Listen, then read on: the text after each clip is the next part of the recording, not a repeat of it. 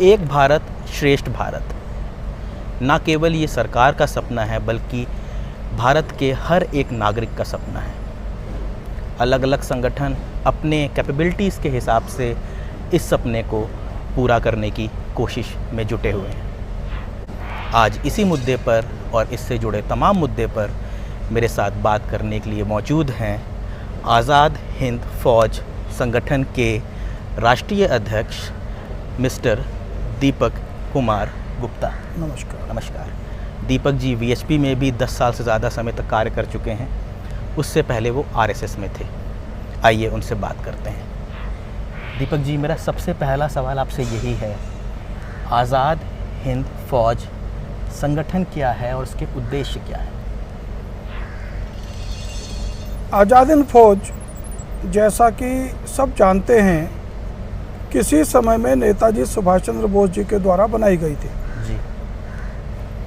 1947 में भारत विभाजन के पश्चात आज़ाद हिंद फौज के नाम की संस्था कहीं ना कहीं लुप्त हो गई, कागजों में, फाइलों में, सरकारी दस्तावेजों में। 4 साल पहले हम लोगों ने विचार किया कि पुनः आज़ाद हिंद फौज की स्थापना की जाए।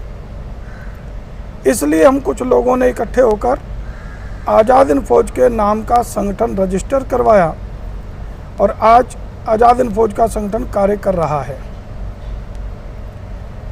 आज़ाद हिंद फौज के सपने तो वही हैं जो नेताजी सुभाष चंद्र बोस जी के थे, या जो उस समय के देश के क्रांतिकारी थे, देश को आज़ाद कराने वाले जो लोग थे, देश को परम वैभव पर ले जाने वाले जो लोग थे, उनका जो सपना था वही सपना आज भी हमारा है और उसी सपने को साकार करने के लिए हम सब लोग लगे हुए हैं।